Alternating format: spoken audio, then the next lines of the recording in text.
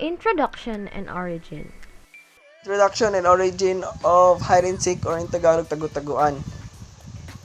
Hide and seek, old and popular children's game in which one player closes his or her eyes for a brief period of time, often counting 50 seconds or 100 seconds, while other players hide.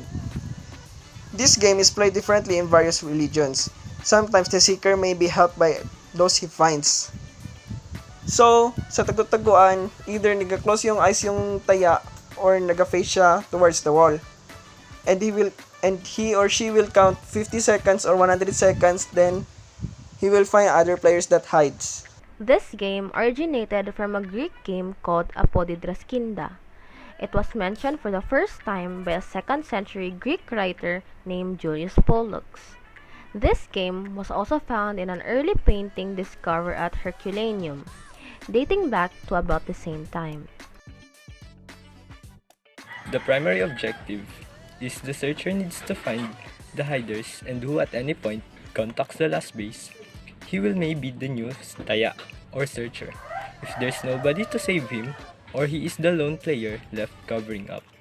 The goal for the hiders is to take advantage of camouflage of the shadows in the surrounding areas, while the goal for the searchers is to find the hiders while protecting its base. The players in Tagu-taguan. The mechanics of the game is very simple. Firstly, the game must consist of more than 2 people. Secondly, one of the players will be the seeker, where this player is assigned to search for the other players. But before that happens, he or she will turn to the wall, or rather will face the home base, where he or she will either count to 10 or 100, depends on the agreement of the players, and the others will hide from him. Third, the role of the other player is to hide from the seeker and must try to reach the home base while unfound by that player. Fourth, whoever is found first will be the next seeker. Whoever was found last shall be the winner of that round. Winning the round also applies to those who reach the home base without being found. Lastly, if the seeker found the other player or players, then he or she must run to the home base and shout to the name of the player that was found. If the found player reaches the home base before him or her, then that player is safe.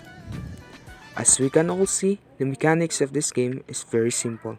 Court layout. Tagu-taguan or hide and seek is commonly played outside of the house. The playing field must be wide and should have structure and objects big enough that hiders can hide. The playing field should also be free from harmful objects like shattered glass and allergens if a player has one. A safe place for playing hide and seek would be the playground, containing structures, trees, and even buildings to hide. This game should not be played in a crowded area, where people can secretly point out the hiders or endangers a player. Tagu-taguan is a common Larong Pinoy game in which at least 2 players hide in a set environment and wait for one or more seekers to find them. A large tree or a wall will be required to play this game.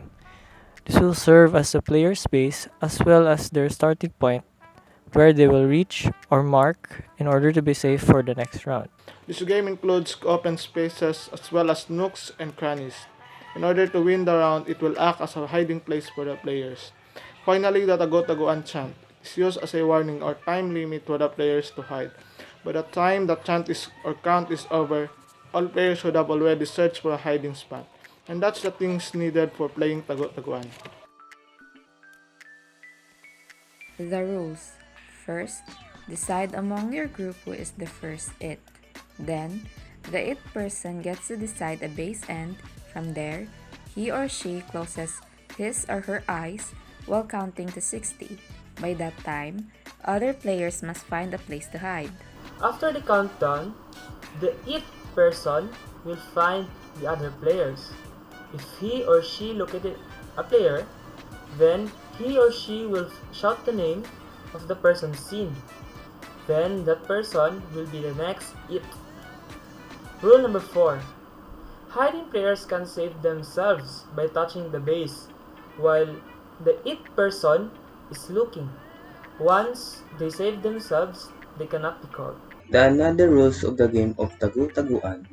If all of the hiders return safely, the seeker repeats as seeker in the next round. That are caught are not supposed to give clues or whereabouts of other players to the seeker. Values of the game. One of the values of the game of Tagu-taguan is that searching for things or persons promotes the use of their imagination, which allows children to build problem-solving skills while trying to find the right place to escape or find their target.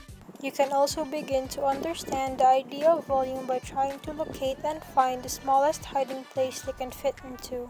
It also allows them to improve social skills when playing with others, to learn how to cope with differences among players, to take turns and practice the other skills that enable them to function successfully in teams. In this part, the player decides who will be the taya or it. The taya will then pick its base and chant or count loud enough for other players to hear. Before the taya finished his cut or chant, players are already hidden. When caught, the taya shouts the player's name or depending on the player's choice of words.